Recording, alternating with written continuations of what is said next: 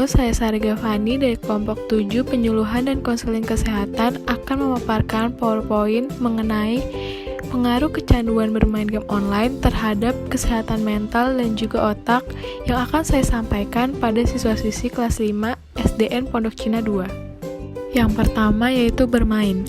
Menurut Wong et al. Tahun 2008, bermain adalah kegiatan yang bertujuan untuk memperoleh kesenangan yang dilakukan secara sukarela tanpa adanya unsur paksaan atau tekanan dari luar.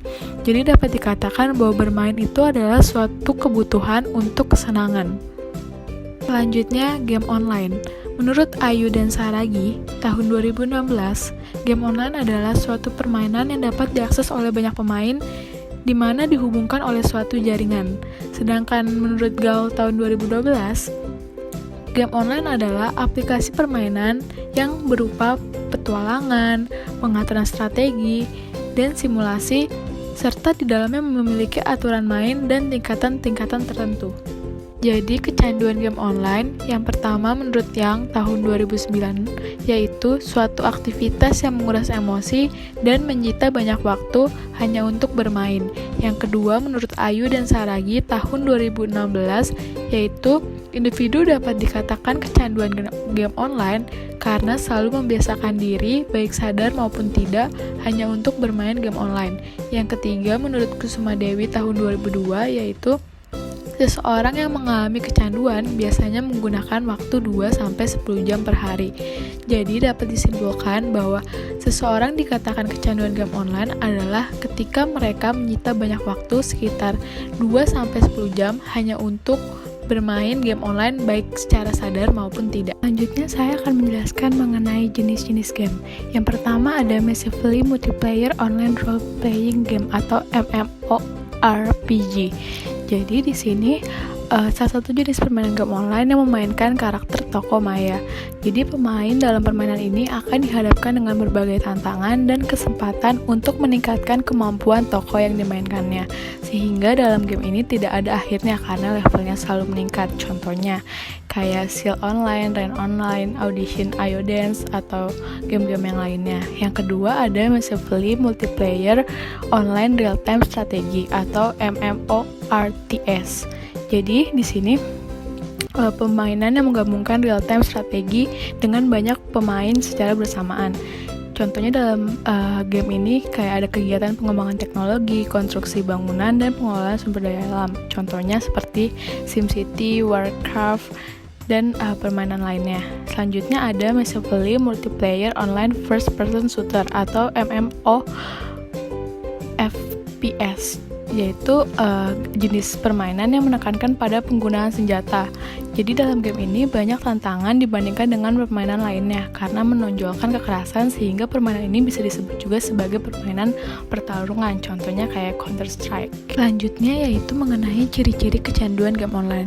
Jadi terdapat 4 indikator seseorang dapat dikatakan telah mengalami kecanduan game online. Yang pertama ada kompulsif. Jadi dapat dikatakan bahwa kompulsif ini merupakan ciri utama mereka yang mengalami kecanduan, yaitu di mana timbulnya dorongan yang sangat kuat dari dalam diri untuk melakukan sesuatu secara berulang. Di sini yaitu bermain game online. Yang kedua ada withdrawal, yaitu ketika si pelaku merasa tidak sanggup untuk menarik atau menjauhkan diri dari hal yang berhubungan dengan hal tersebut. Dalam hal ini yaitu game online. Yang ketiga yaitu ada tolerance atau toleransi. Jadi ketika seseorang menerima keadaan dirinya ketika melakukan suatu hal. Toleransi dalam hal ini bisa berkaitan dengan efek negatif akibat kecanduan, misalnya kayak dari segi waktu atau biaya yang mereka keluarkan. Yang terakhir yaitu mengenai interpersonal and health related problems. Jadi mereka yang kecanduan cenderung tidak menghiraukan bagaimana hubungan interpersonal yang mereka miliki, karena dalam pikiran mereka hanya ada hasrat untuk terus bermain. Selanjutnya ada faktor yang mempengaruhi bermain game online. Jadi terdapat 3 faktor yang mempengaruhi. Yang pertama ada gender atau jenis kelamin.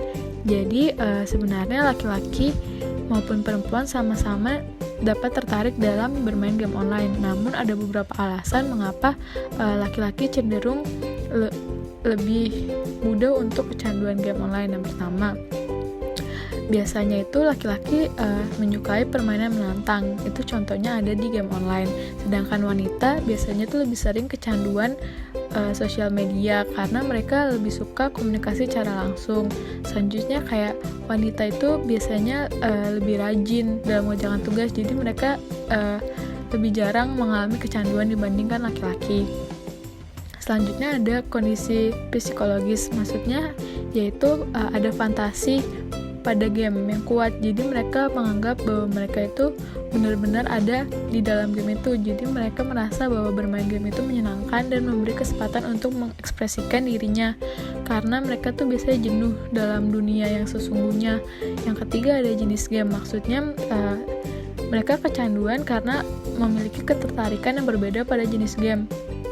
Jadi mereka penasaran mengenai permainan baru sehingga mereka cenderung kecanduan. Selanjutnya dampak bermain game online. Jadi terdapat 5 aspek. Yang pertama ada aspek kesehatan. Jadi game online itu sangat tidak baik untuk kesehatan, khususnya kesehatan mata dan timbulnya kelelahan. Kenapa kesehatan mata? Karena jarak antara mata dengan layar ponsel atau PC yang terlalu dekat itu berbahaya bagi kesehatan mata. Apalagi jika dilakukan dalam kurun waktu sampai berjam-jam tanpa berhenti. Beberapa kasus, seseorang yang asik bermain game online juga mengabaikan makan dan istirahat yang merupakan kebutuhan tubuh. Yang kedua ada aspek psikologis. Jadi terkadang seseorang yang mengalami kecanduan game online itu mengajarkan kekerasan atau agresivitas karena banyak konten game online yang menghadirkan kekerasan, peperangan, atau bahkan pembunuhan. Hal ini sedikit banyak akan mempengaruhi psikolog anak yang terbiasa memainkan game online. Selanjutnya ada aspek akademik. Jadi terlalu banyak bermain game online ini dapat menurunkan minat belajar seseorang, kayak mereka itu cenderung kehilangan konsentrasi dan fokus. Mereka akan lebih tertarik pada visualisasi yang atraktif seperti halnya yang biasa mereka lihat pada game, sehingga mereka tidak begitu tertarik untuk membaca atau belajar. Yang kedua ada aspek sosial. Beberapa gamer merasa menemukan jati dirinya ketika bermain game online. Jadi mereka merasa memiliki ketertarikan emosional dalam pembentukan avatar yang menyebabkan mereka itu tenggelam dalam dunia fantasi yang diciptakannya sendiri, sehingga hal ini menyebabkan mereka kehilangan kontak dengan dunia nyata. Mereka jadi ansos, jadi kurang berinteraksi dengan orang lain. Yang ketiga ada aspek keuangan. Mereka yang kecanduan game online biasanya memerlukan duit untuk membeli voucher biar mereka bisa memainkan salah satu jenis game online yang dibutuhkan. Jadi mereka cenderung berbohong kepada orang tuanya serta melakukan berbagai cara termasuk pencurian agar mereka dapat terus bermain game online. Jadi selanjutnya saya akan menjelaskan mengenai bagaimana seseorang dapat mengalami kecanduan. Yang pertama, jadi gamer itu mengalami kecanduan ketika mereka bermain game yang dilakukan secara berulang-ulang dan dibiasakan. Hal ini menyebabkan jalur dopaminergik di dalam otak akan menguat dan menetap sehingga menimbulkan kecanduan. Nah, yang akhirnya akan memperkuat sistem reaktif dan membuat sistem reflektif melemah. Hal ini dapat menyebabkan kemampuan kognitif menurun dan sulitnya mengendalikan kontrol dirinya. Terima kasih, sekian yang dapat saya sampaikan. Kurang lebihnya mohon maaf dan semoga materi yang saya paparkan dapat bermanfaat.